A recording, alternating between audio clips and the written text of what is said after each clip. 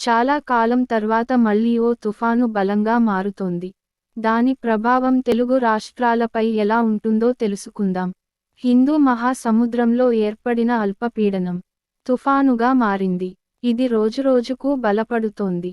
దీనికి డిజౌంగౌ అనే పేరు పెట్టారు. ప్రస్తుతం దీని సుడివేగం గంటకు 120 కిలోమీటర్లుగా ఉంది. ప్రస్తుతం దీన్ని తీవ్రమైన సమశీతోష్ణ తుఫానుగా చెబుతున్నారు. ఈ తుఫాను వల్ల హిందూ మహాసముద్రంలో భారీ వర్షాలు కురుస్తున్నాయి. అలాగే దక్షిణ బంగాళాఖాతంలో జల్లులు పడుతున్నాయి. ఈ తుఫాను వల్ల ప్రస్తుతానికి తెలుగు రాష్ట్రాలపై ఎక్కువ ప్రభావం కనిపించట్లేదు.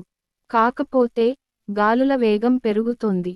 నేడు తెలుగు రాష్ట్రాలపై మేఘాలు వచ్చి, పోతూ ఉంటాయి.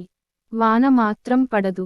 ప్రస్తుతం బంగాళాఖాతంలో గంటకు 22 నుంచి 34 కిలోమీటర్ల వేగంతో గాలులు వీస్తున్నాయి.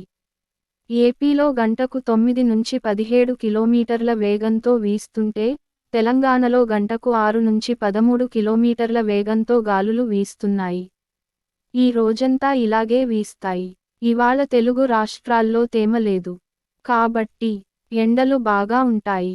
ముఖ్యంగా శ్రీకాకుళం, విజయనగరం, కడప, అనంతపురం, కర్నూలు సహా పశ్చిమ రాయలసీమ ఇవాళ బాగా వేడిగా ఉంటుంది.